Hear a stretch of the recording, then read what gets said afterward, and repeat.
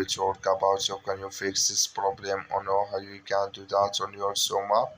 All you have to do in the first, so you just click here on settings, click on it here. So then it's going to take you to this list. It's going to show for you like this. You just scrolling down here, click here on apps. You come to apps list and here you're looking for Zoom app. You just click on search. At here Zoom app, it's going to show for you like this. Click on it. Then it's going to take you to this list. Click on for stop. Click on OK. You scrolling down here. Click on storage. You click here on clear cache.